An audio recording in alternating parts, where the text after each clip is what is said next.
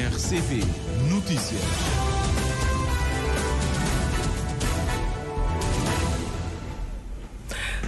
Marca o relógio de 13 horas em Cabo Verde, Jornal da Tarde da RCV, edição para esta terça-feira. Abrimos com os títulos.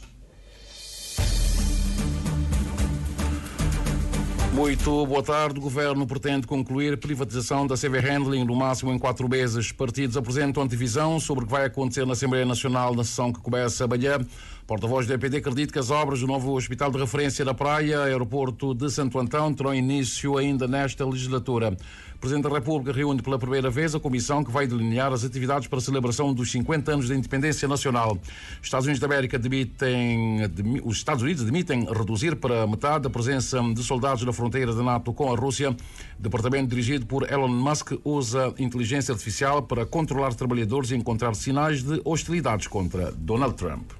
Estas e outras notícias para acompanhar neste jornal, uma edição do jornalista Anatólio Lima. Boa tarde.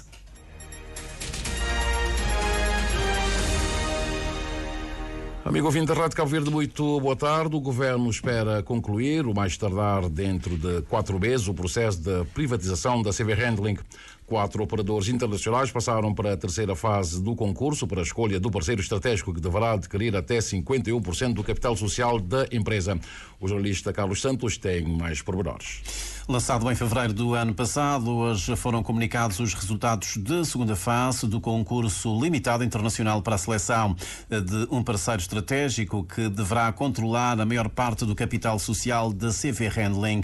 No dia 1 de abril, o Conselho de Ministros aprovou o relatório enviado pela Unidade de Acompanhamento do Setor Empresarial do Estado, com base no caderno de encargos e já com a apreciação das 5 candidaturas admitidas. Hoje, em conferência de imprensa, o coordenador da UASE, Sendenay Fernandes, anunciou que passaram para a última fase do concurso 4 dos 5 candidatos: a Swissport International AG, a Aviator Airport Alliance, AB, a Meneses Aviator Limited e a Celebi Aviation Holding.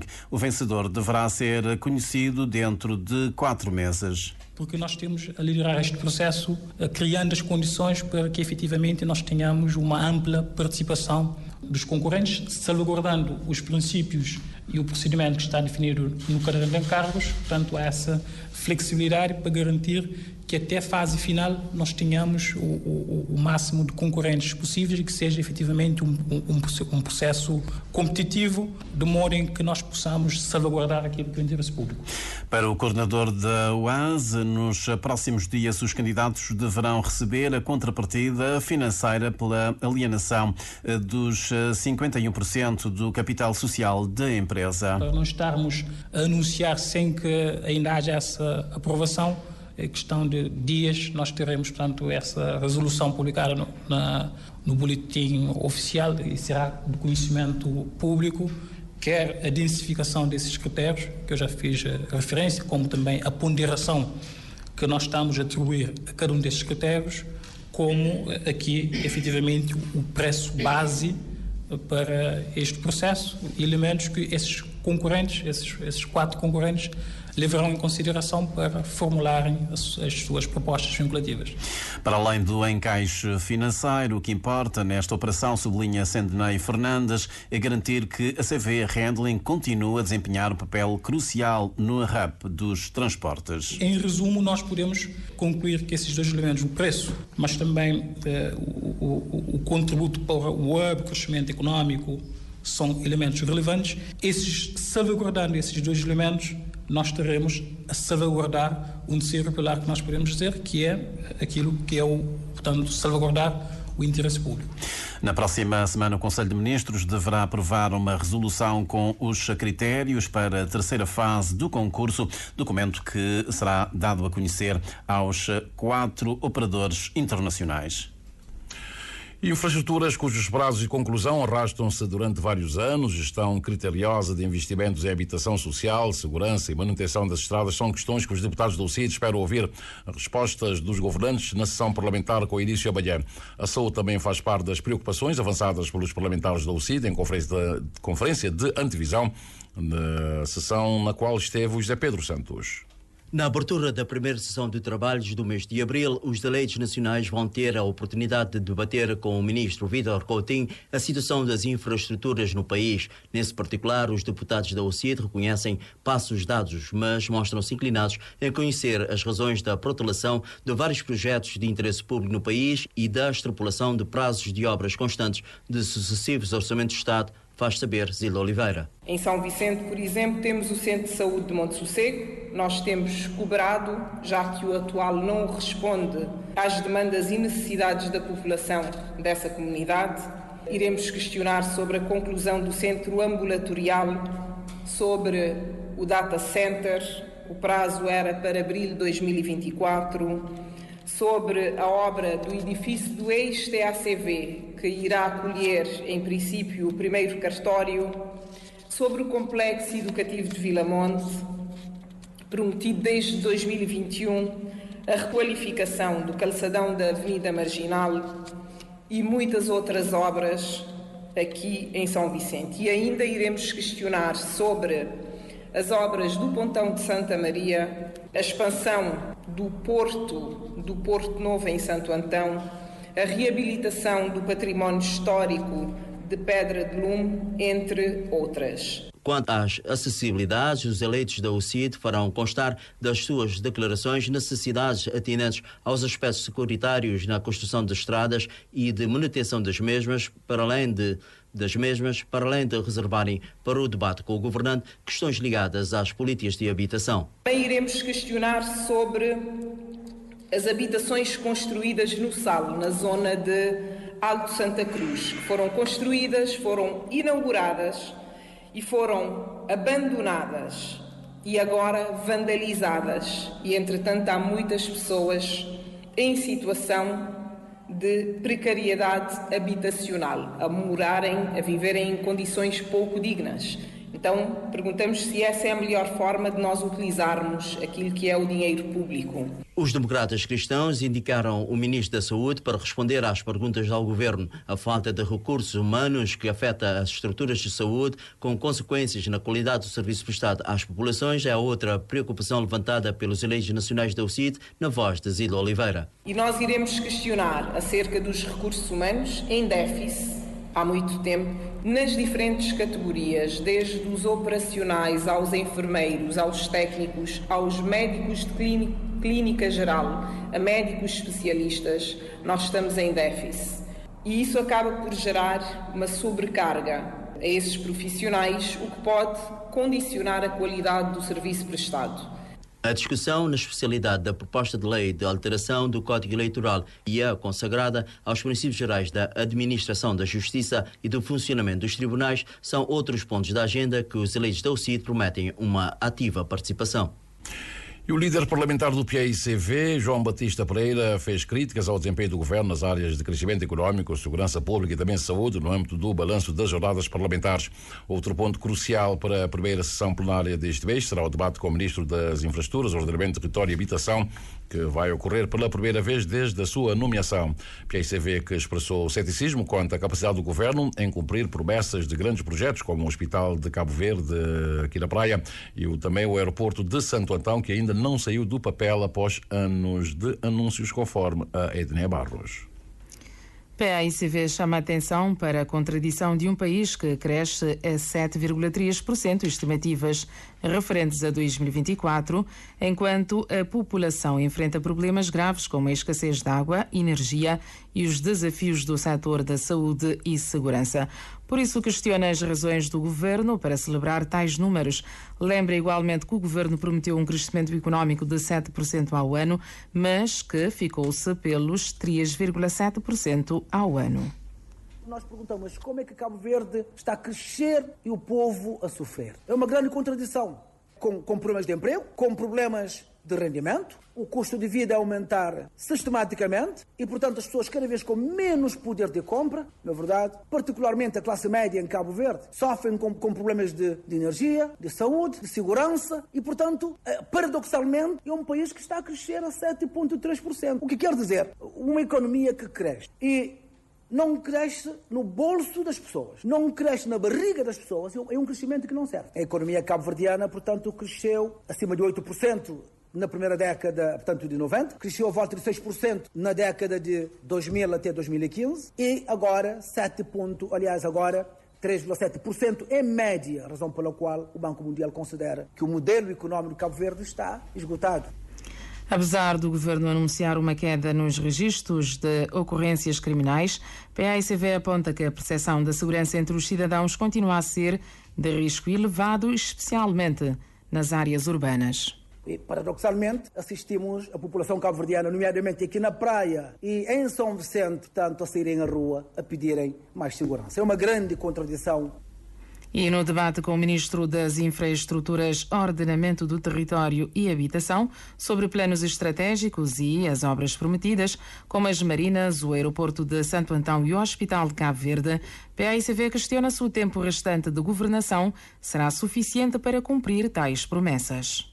Nós estamos a pensar no Hospital de Cabo Verde, foi anunciado desde março de 2021, o Primeiro-Ministro disse que já tinha financiamento, que eram 7 milhões de euros para o novo Hospital de Cabo Verde. A realidade que nós temos hoje em matéria de saúde é que é sintomático que o Estado, no Hospital Universitário Agostina, tenha um aparelho de TAC de 16 cortes e logo à frente um privado ter o mesmo equipamento com capacidade para 64 cortes. O Estado de Cabo Verde, que cresce 7,3%, não tem capacidade para comprar um aparelho de TAC com 64 cortes e poder dar aos cabo-verdianos melhores condições de diagnóstico em termos de saúde. Mas também vamos perguntar ao Sr. Ministro em relação à via rápida Praia Tarrafal, muito anunciada. Vamos perguntar pelas marinas e portos que foram prometidos, pelas salas de espetáculo, nomeadamente aqui para a cidade da Praia, que foi prometido, se vai ainda ser cumprido, o aeroporto de Santo Antão, se ainda vai ser cumprido.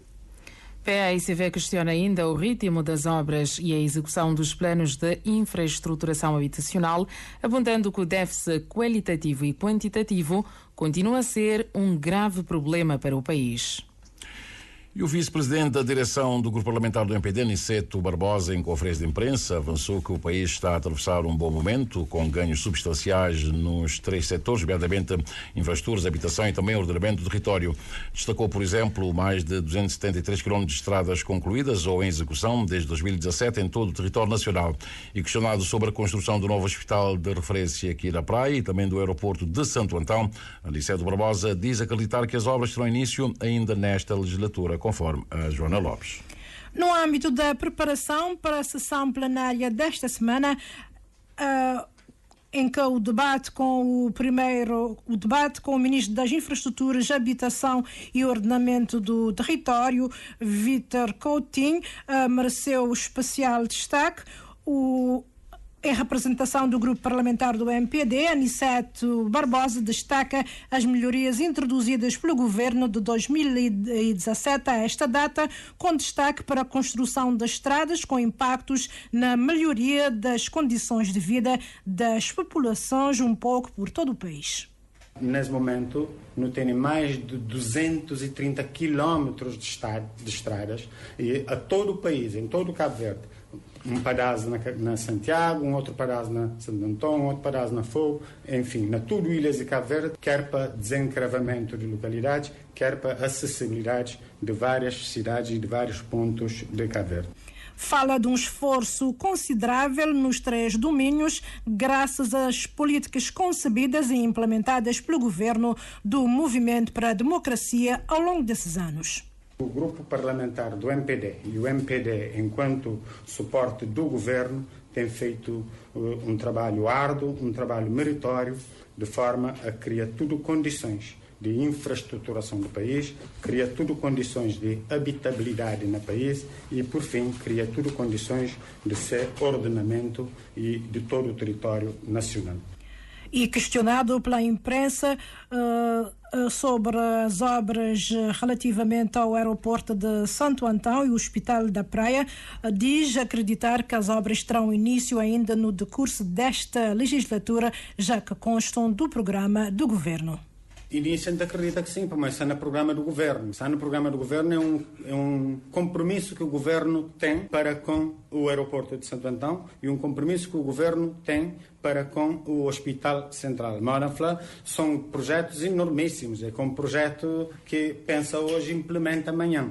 O governo, de facto, ao pensar no aeroporto de Santo Antão, ao pensar no Hospital Central, tem uma decalagem de tempo enorme, que é, primeiro, criar todas as condições em termos do plano. Depois a parte da arquitetura, a parte do projeto, depois a parte do financiamento, da procura do financiamento, para depois efetivamente iniciar a obra.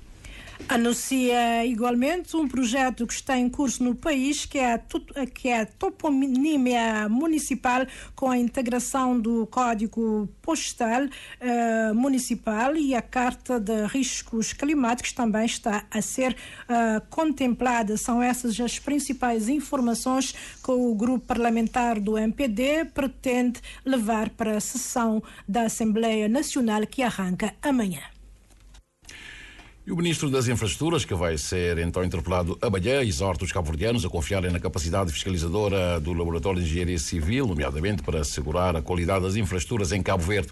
Vítor Coutinho fez este apelo na sequência da visita que efetuou na manhã de hoje ao Laboratório de Engenharia Civil para acompanhar o lançamento de uma nova máquina de verificação da qualidade do aço. O Cândido Amorim Fortes esteve presente e tem os detalhes.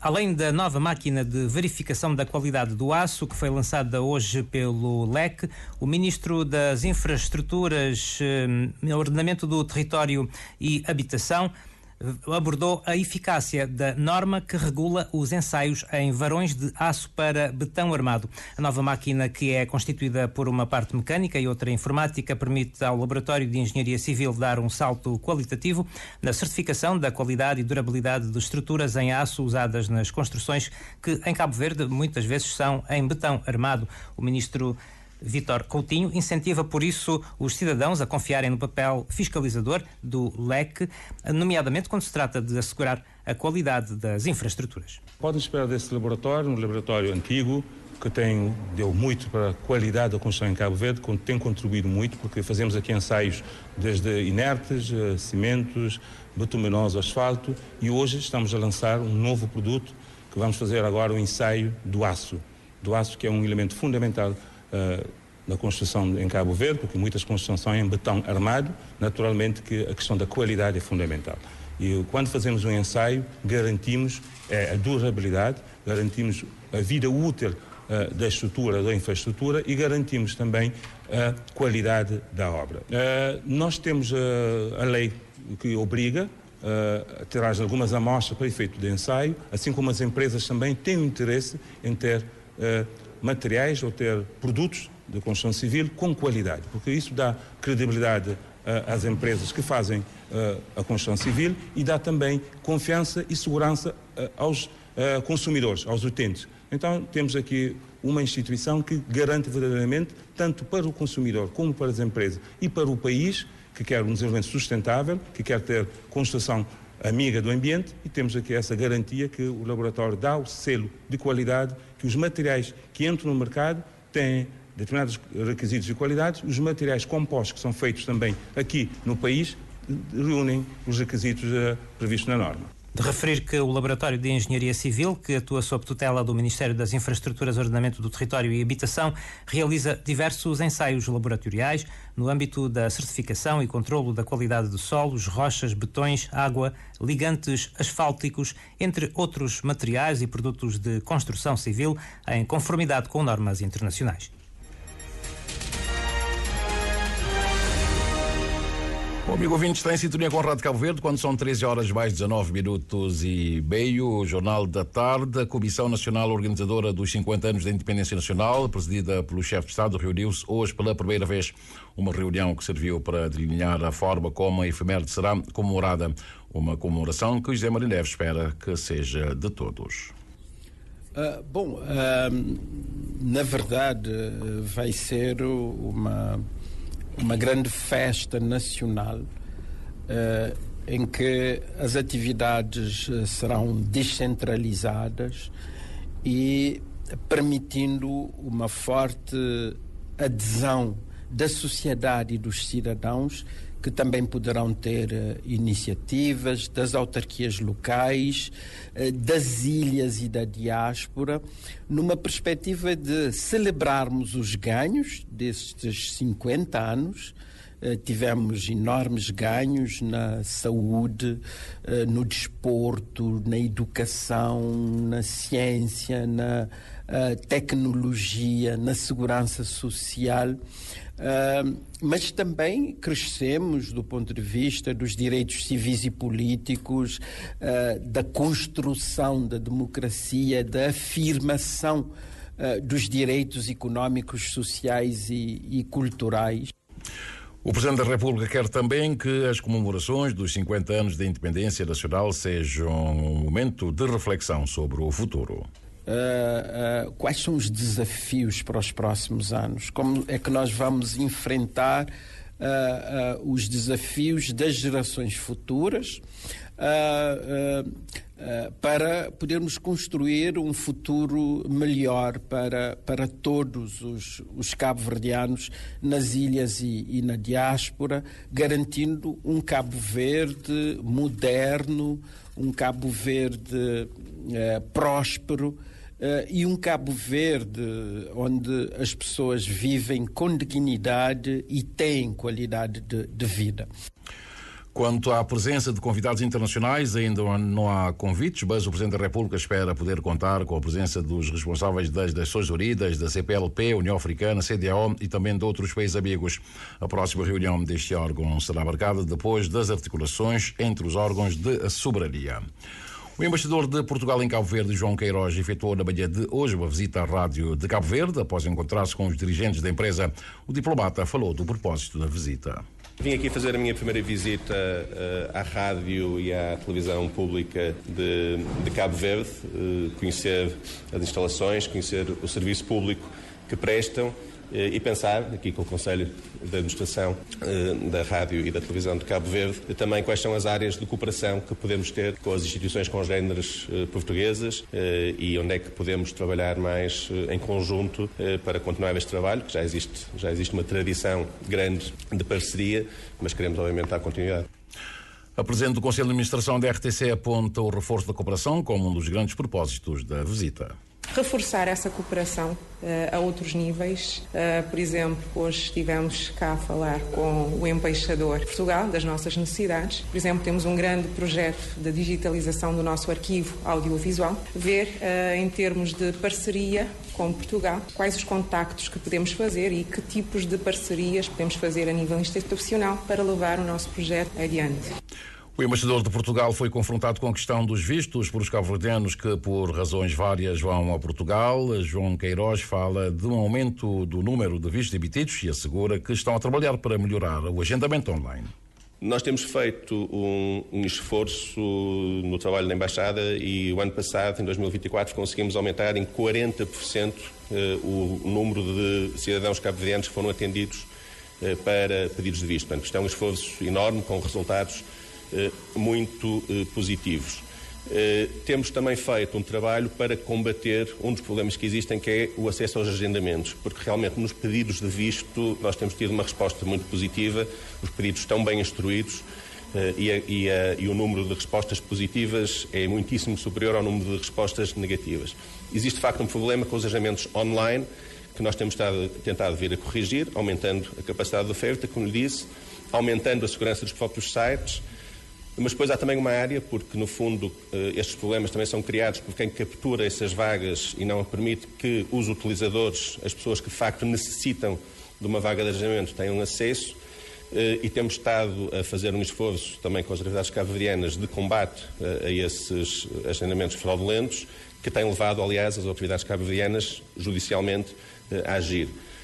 O embaixador de Portugal apelou aos cabo-verdianos a não pagarem para além daquilo que formalmente é cobrado pelas instituições credenciadas para o efeito. E perto de 2 dezenas de técnicos de saúde da região sanitária de Santiago Norte participam durante 3 dias numa formação em biossegurança e bioproteção.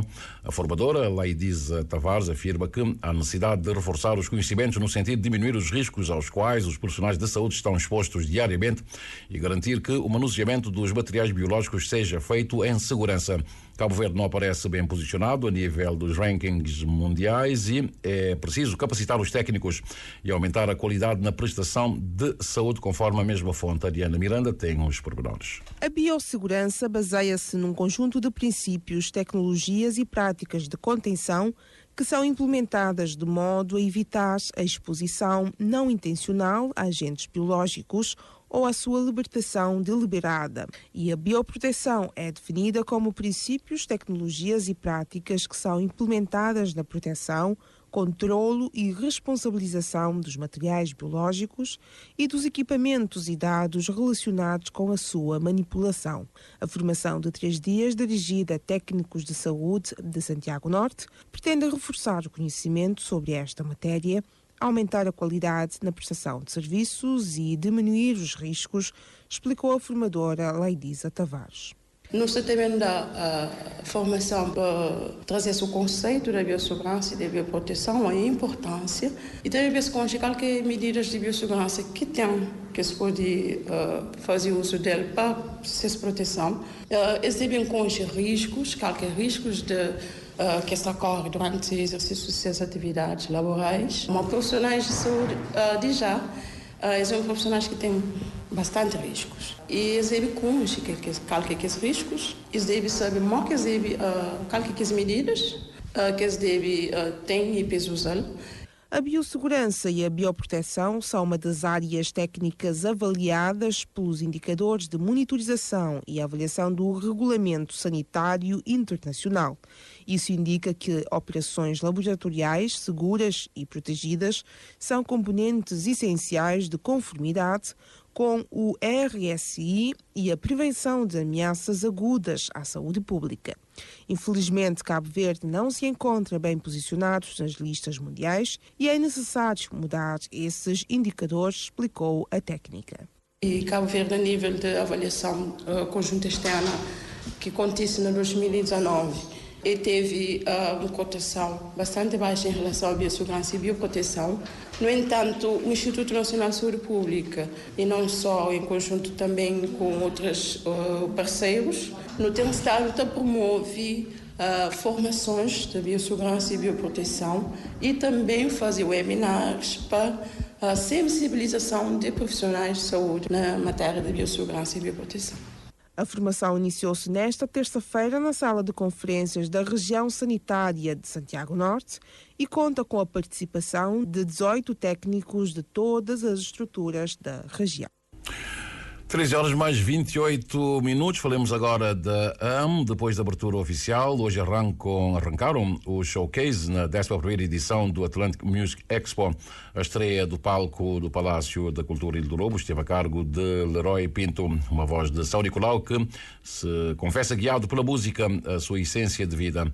Para o cantor, o AM é mais uma porta que se abre aos talentos nacionais. Para mim, daqui é o melhor mercado que tenho assim, onde é que está a poder dar pessoal a oportunidade para mostrar seus trabalhos. A mim é um exemplo disso.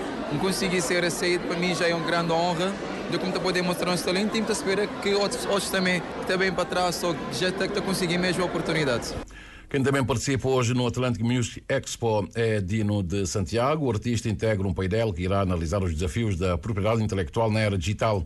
O autor de Mundo Novo acredita que os artistas cabo-verdianos têm sabido aproveitar as oportunidades que o AM oferece. Eu acho que têm aproveitado, aderiram em massa e sente-se pelo feedback que vamos sentindo na diáspora que há muito sangue novo a começar e não já com aquela necessidade de querer logo sair de Cabo Verde. Querem mostrar Cabo Verde, querem estar por aqui, querem apresentar, introduzir, cantam os artistas mais antigos, não é? Estar a ver uma miúda bem jovem a cantar Zeca de Minha Reinalda mexeu comigo. Então é sobre isso, trazem coisas novas, são contemporâneos, mas nunca se esquecem do que foi feito lá atrás e que é sempre contemporâneo.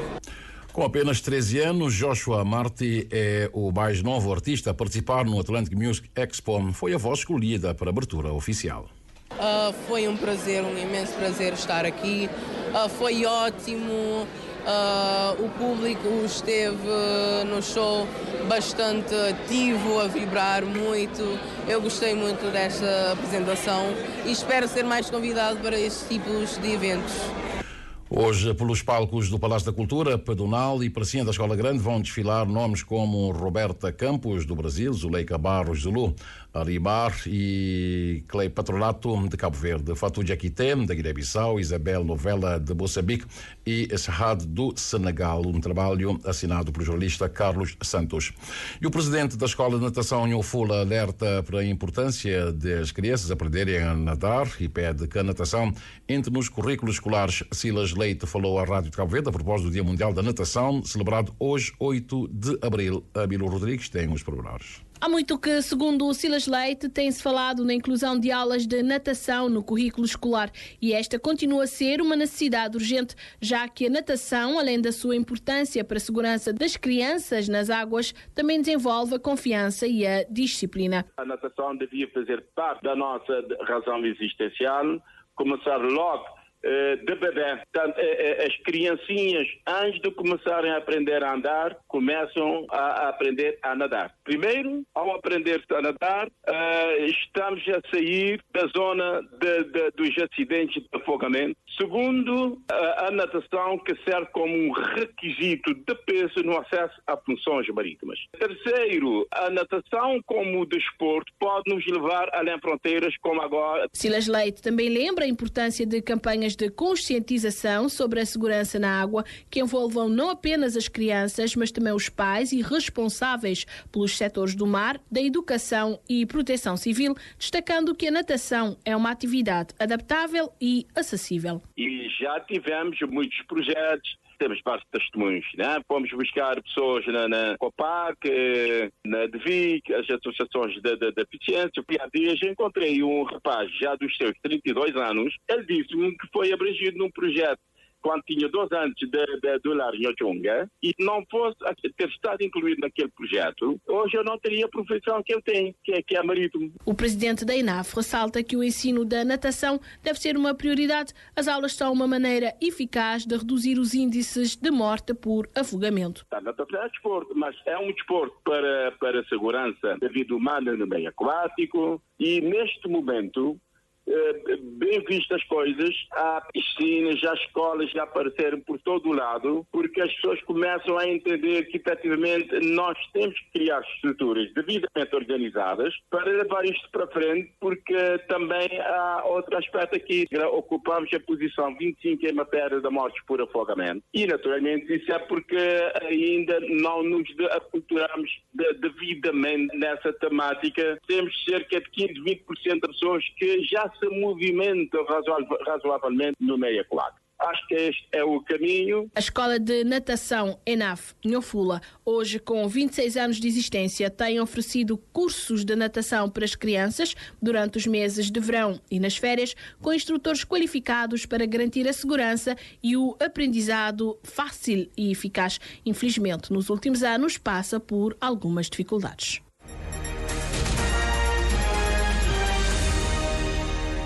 Jornal da Tarde da Rádio de Cabo Verde, quando são 13 horas mais 33 minutos e meio. Os Estados Unidos da América admitem reduzir para metade a presença de soldados na fronteira da NATO com a Rússia. Um sinal para a NATO e também um sinal para a Rússia. Os Estados Unidos estão a estudar a retirada de cerca de 10 mil soldados de um grupo de 20 mil que foi destacado pela administração de Joe Biden para a Europa depois da invasão da Rússia à Ucrânia. De acordo com a NBC, que ouviu 6 responsáveis da administração de Donald Trump, o Departamento de Defesa admite vir a retirar metade desta força, sendo que o número de soldados em concreto ainda está em discussão. Trata-se de soldados que foram enviados em 2022, já depois da invasão da Rússia à Ucrânia, soldados que foram enviados para a Polónia, um dos países da NATO que fazem fronteira com a Rússia, ou a Roménia, que faz fronteira com a Moldávia e com a Ucrânia. De acordo com um responsável europeu ouvido pela NBC, o avanço de tal proposta vai desencadear receio nas hostes europeias que temem não vir a contar com os Estados Unidos caso o conflito com a Rússia extravase as fronteiras da Ucrânia. A administração Trump já deixou claro que pretende que a Europa tenha mais responsabilidade da sua própria defesa, até porque a prioridade militar dos Estados Unidos começa a focar-se noutras prioridades, nomeadamente a China, mas também o Irão. É um texto da CNN de Portugal e diz aqui que a Polónia faz fronteira com a Rússia. Eu disse isso, mas não é verdade. A Polónia não faz fronteira com a Rússia. Nos Estados Unidos, o departamento dirigido por Elon Musk está a usar a inteligência artificial para controlar trabalhadores e encontrar sinais de hostilidade contra Trump. Segundo a Reuters, que cita duas fontes que falaram sobre a condição de anonimato, o Departamento de Eficiência Governamental está a monitorizar as comunicações em busca de sinais de divergência e hostilidade para com Trump e a sua agenda. De acordo com outra fonte citada pela Reuters, o departamento está também a utilizar a aplicação Signal para comunicar. A aplicação pode ser configurada para que as mensagens sejam apagadas automaticamente após um período de tempo, o que pode representar uma violação das regras federais sobre manutenção de registros de atividade governativa. De acordo com a agência Reuters, o departamento liderado por Elon Musk implantou fortemente a sua própria ferramenta de inteligência artificial que almeja rivalizar com ChatGPT como parte dos cortes no governo federal. A Reuters não conseguiu determinar exatamente qual a finalidade para que o aplicativo de Elon Musk esteja a ser utilizado, mas a notícia aumenta os receios dos especialistas em cibersegurança. Uma notícia de última hora: dois cidadãos chineses que lutavam nas fileiras do exército russo foram capturados nas linhas da frente na região de Donetsk, no leste da Ucrânia, anunciou hoje o presidente ucraniano Volodymyr Zelensky. Diz que tem informações que sugerem que há muitos mais cidadãos chineses nas unidades do ocupante, ou seja, no exército russo, acrescentou Zelensky numa mensagem publicada nas redes sociais em que relatou a captura dos dois primeiros soldados com passaportes chineses feitos prisioneiros pela Ucrânia desde que a guerra começou em 2022. O presidente explicou que o Serviço de Segurança da Ucrânia e o Exército Ucraniano estão a trabalhar em conjunto com outras estruturas de serviços secretos para obter mais pormenores sobre a participação de cidadãos chineses da guerra e disse então que vai pedir satisfação ao governo chinês. Já temos 13 horas mais 36 minutos mais 45 segundos. Vejamos agora como é que está o movimento aéreo marítimo do arquipélago neste final de jornal. Em relação à movimentação aérea, temos os aparelhos da TAP que já deixaram o país em direção a Lisboa. O avião que partiu de São Vicente vai aterrar na capital portuguesa às 5 horas mais 55 minutos, ou se preferir às 17h55. E há um outro que partiu do aeroporto da Praia e aterra às 6 horas e 38 minutos, vai aterrar na capital portuguesa pela via marítima. Neste momento o movimento é inexpressivo, não temos nenhum ferry neste momento a navegar, pelo que vamos então falar do movimento das marés, bem como que nos diz as tabelas solunares em relação aos melhores momentos para pesca. Para esta terça-feira, 8 de abril, o sol despontou às 6 horas 24 minutos e 16 segundos, o pôr do sol será às 18 horas 47 minutos e 16 segundos. A lua está na fase gibosa crescente, vai se pôr pelo leste quando forem 15 horas mais 29 minutos. A primeira baixa-mar de hoje foi às 9 horas e 46 minutos e a seguinte será às 22h38. E a primeira pré-mar foi às 13h59 e a seguinte será às 16 horas e 10 minutos. Os dados apontam que hoje não será um bom dia para pescar. Amanhã, quarta-feira, a primeira baixa-mar será às 10 horas e 35 minutos e a seguinte será às 23 horas e 13 minutos. E a primeira pré-mar será às 4 horas e 46 minutos e a seguinte às 16h56. Em relação à pesca, as previsões indicam que amanhã será um dia regular, sendo os melhores momentos das 9 horas e 16 minutos até às 11h16, ou então mira das 21 horas e 33 minutos até às 23 horas e 33 minutos. Já temos 13 horas mais 38 minutos. Recordemos os títulos que fizeram esta edição. Dissemos que o governo pretende concluir a privatização da CV Handling no máximo em 4 meses. Partidos apresentam divisão sobre o que vai acontecer na Assembleia Nacional na sessão que começa amanhã. A porta-voz do MPD acredita que obras do novo Hospital de Referência na Praia e o aeroporto de Santo Antão terão início ainda nesta legislatura. O Presidente da República reúne pela primeira vez a comissão que vai delinear as atividades para a celebração dos 50 anos da independência nacional. Estados Unidos da América demitem reduzir para metade a presença de soldados na fronteira da NATO com a Rússia. O departamento dirigido por Elon Musk usa a inteligência artificial para controlar trabalhadores e encontrar sinais de hostilidades contra o presidente Donald Trump. Jornal da Tarde da RCV com o Anatólio Lima. Os títulos regressam às 14 com a Edneia Barros.